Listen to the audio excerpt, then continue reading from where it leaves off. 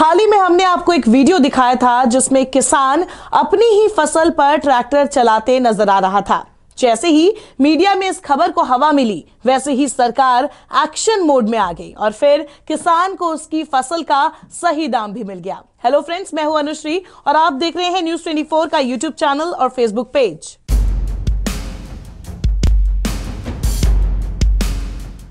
किसान आंदोलन के बीच समस्तीपुर के मक्तापुर गांव के किसान की कहानी सोशल मीडिया पर चर्चा का विषय बनी हुई थी। ओम प्रकाश यादव नाम के इस किसान का कहना था कि उसे गोभी की फसल का कौड़ी के बराबर भाव मिल रहा है।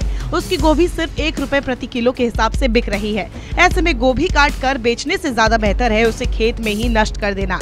लेकिन खबर पढ़ने के बाद केंद्रीय मंत्री रविशंकर प्रसाद ने एक्शन लिया। केंद्रीय मंत्री ने अपने विभाग के कॉमन सर्विस सेंटर को निर्देश दिया कि वे किसान से संपर्क करें और उनकी फसल को देश के दूसरे राज्य में सही दाम पर बेचने का बंदोबस्त करें। सरकार ने कृषि उत्पादों की बिक्री के लिए डिजिटल प्लेटफॉर्म बना रखा है। इसी प्लेटफॉर्म पर दिल्ली के एक खरीदार ने किसान की गोभी 10 रुपए प्रति किलो खरीदने का प्रस्ताव दिया।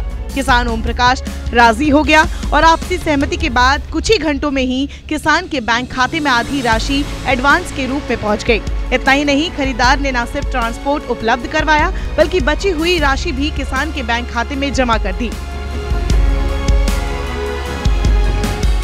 बता दें, केंद्र के 3 कृषि कानूनों के खिलाफ जहां एक तरफ किसान आंदोलन कर रहे हैं, ऐसे में रविशंकर प्रसाद ने इस किसान की समस्या को समाधान कर नए कृषि कानून का फायदा लोगों को समझाया है। उन्होंने इस बात की जानकारी अपने ट्विटर हैंडल पर भी दी है। उन्होंने कहा, केंद्र सरकार ने नए कृषि कानून के जरिए किसान को अपनी फसल कहीं भी बेचने की आजादी दे दी है।